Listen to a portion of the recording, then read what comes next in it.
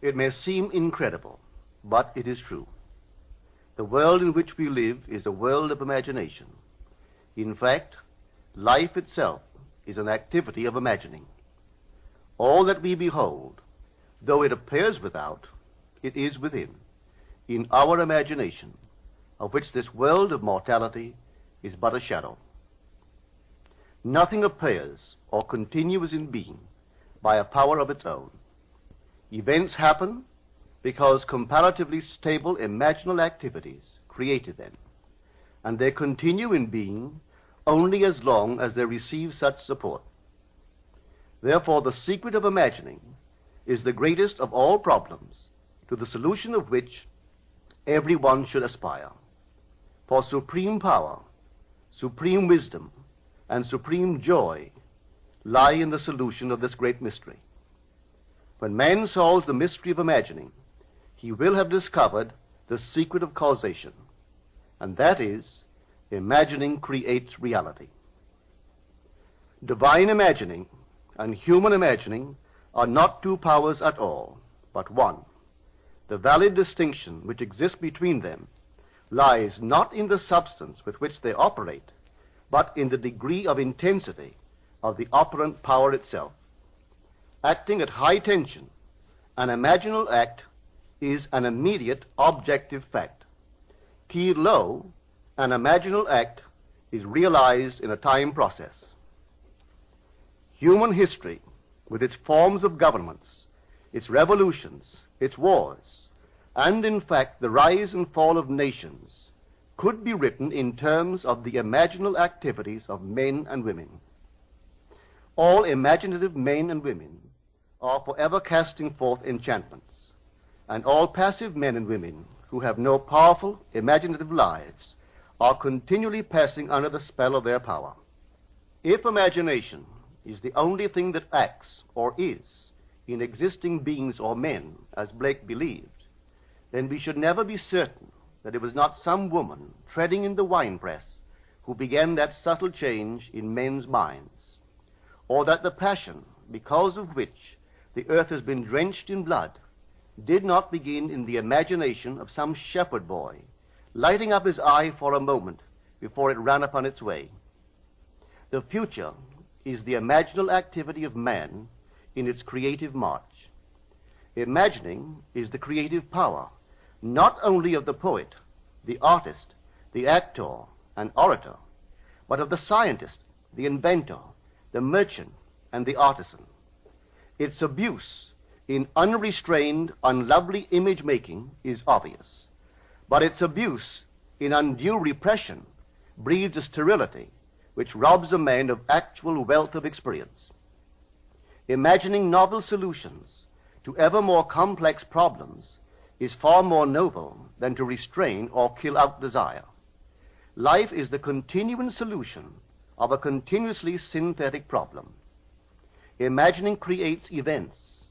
Our world, created out of men's imagining, comprise unnumbered warring beliefs. Therefore, there can never be a perfectly stable or static state. Today's events are bound to disturb our yesterday's established order. Imaginative men and women invariably unsettle a pre-existing peace of mind. Hold fast to your ideal in your imagination. Nothing can take it from you but your failure to persist in imagining the ideal realized. Imagine only such states that are of value or promise well. To attempt to change circumstances before we change our imaginal activity is the struggle against the very nature of things. There can be no outer change until there is first an imaginal change. Everything we do, unaccompanied by an imaginal change, is but futile readjustment of surfaces. Imagining the wish fulfilled brings about a union with that state, and during that union we behave in keeping with our imaginal change.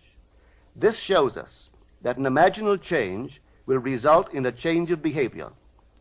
However, our ordinary imaginal alterations, as we pass from one state to another, are not transformations, because each of them is so rapidly succeeded by another in the reverse direction. But whenever one state grows so stable as to become our constant mood, our habitual attitude, then that habitual state defines our character and is a true transformation. Now let me call your attention to the design on the cover of this record. You will notice a man sitting on a park bench, imagining himself to be in a home. This is the secret of those who lie in bed awake while they dream things true. They know how to live in their own dream house until, in fact, they do. Man, through the medium of a controlled waking dream, can predetermine his future.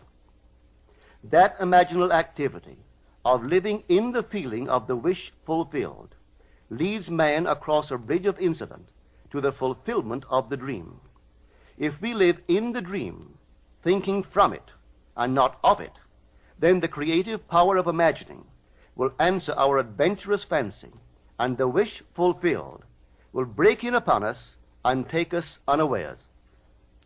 Man is all imagination. Therefore, a man must be where he is in imagination, for his imagination is himself. To realize that imagination is not something tied to the senses or enclosed within the spatial boundary of the body is most important. Although man moves about in space by movement of his physical body, he need not be so restricted. He can move by a change in what he is aware of. However real the scene on which sight rests, man can gaze on one never before witnessed. He can always remove the mountain if it upsets his concept of what life ought to be. This ability to mentally move from things as they are to things as they ought to be is one of the most important discoveries that man can make. It reveals man as a center of imagining, with powers of intervention which enable him to alter the course of observed events, moving from success to success through a series of mental transformations of nature, of others, and himself. How does he do it? Self-abandonment. That is the secret. He has to abandon himself mentally to his wish fulfilled, in his love for that state, and in so doing live in the new state and no more in the old state. Now we can commit ourselves to what we do not love. So the secret of self-commission is faith plus love. Faith is believing what is incredible. We commit ourselves to the feeling of the wish fulfilled, in faith that this act of self-commission will become a reality, and it will, because imagining creates reality. Imagination is both conservative and transformative. It is conservative when it builds its world from images supplied by memory and the evidence of the senses. It is creatively transformative when it imagines things as they ought to be, building its world out of the generous dreams of fancy. In the procession of images, the ones that take precedence naturally are those of the senses. Nevertheless, a present sense impression is only an image. It does not differ in nature from a memory image or the image of a wish. What makes a present sense impression so objectively real is the individual's imagination functioning in it and thinking from it, whereas in a memory image or a wish, the individual's imagination is not functioning in it and thinking from it, but is functioning out of it and thinking of it. If the individual would enter into the image in his imagination, as the design on the cover of this record suggests, then would he know what it is to be creatively transformative.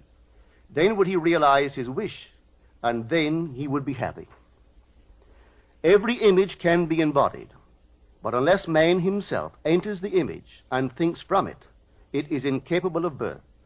Therefore, it is the height of folly to expect the wish to be realized by the mere passage of time. That which requires imaginative occupancy to produce its effect obviously cannot be effected without such occupancy.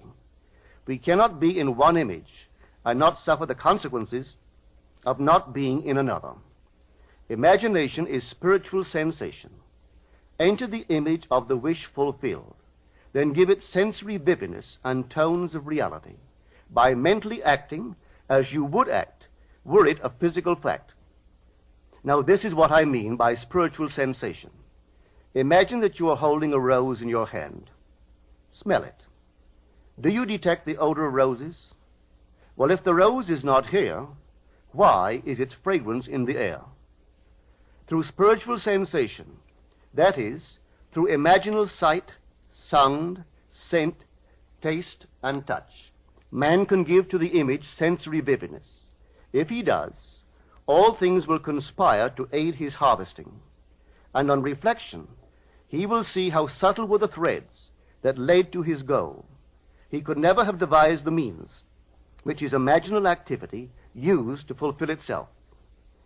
If man longs to escape from his present sense fixation, to transform his present life into a dream of what might well be, he has but to imagine that he is already what he wants to be, and then feel the way he would expect to feel under such circumstances.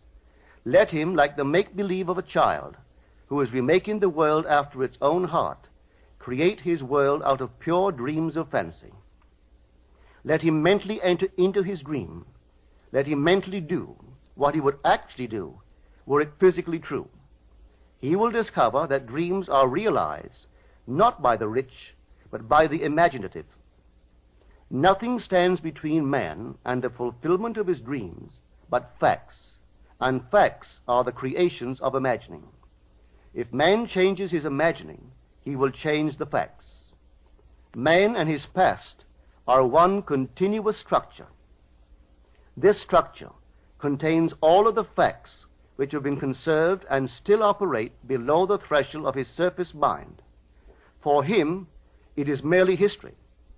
For him, it seems unalterable, a dead and permanently fixed past. But for itself, it is living. It is part of the living age. We cannot leave behind us the mistakes of our past, for nothing disappears. Everything that has been is still in existence. The past still exists, and it gives and still gives its results. Man must go back in memory, seek for and destroy the causes of evil, however far back they lie. This going into the past and replaying a scene of the past in imagination as it ought to have been played the first time, I call revision. And revision results in repeal.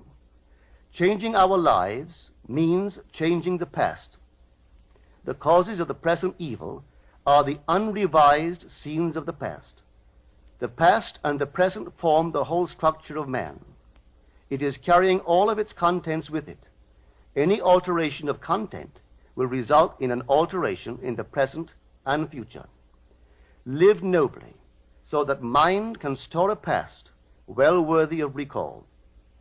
Should you fail to do so, remember, the first act of correction or cure is always revise. If the past is recreated into the present, so will the revised past be recreated into the present. Or else, the promise that though your sins are like scarlet, they shall be as white as snow, is a lie. The question may arise as to how, by representing others to ourselves as better than they really were, or mentally rewriting a letter to make it conform to our wish, or by revising the scene of an accident, the interview with the employer, and so on, could change what seems to be the unalterable facts of the past. But remember my claims for imagining. Imagining creates reality. What it makes, it can unmake. It is not only conservative, building a life from images supplied by memory, it is also creatively transformative, altering a theme already in being. The parable of the unjust steward gives the answer to this question.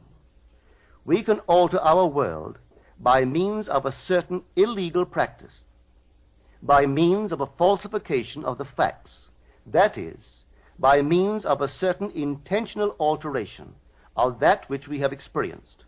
And all this is done in one's own imagination.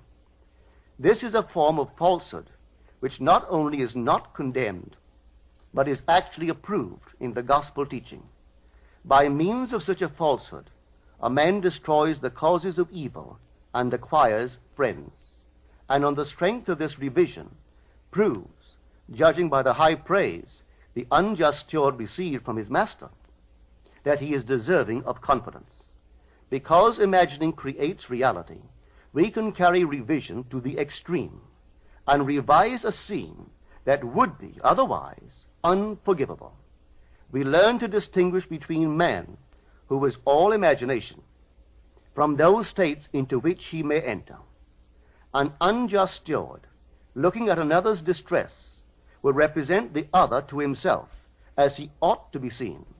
Were he himself in need, he would, like the man on the cover of this record, enter his dream house in his imagination and imagine what he would see and how things would seem and how people would act after these things should be. Then in this state he would fall asleep, feeling the way he would expect to feel under such circumstances. Would that all the Lord's people were unjust stewards, mentally falsifying the facts of life to deliver individuals forevermore. For the imaginal change goes forward until at length the altered pattern is realized on the heights of attainment. Our future is our imaginal activity in its creative march. Imagine better than the best you know.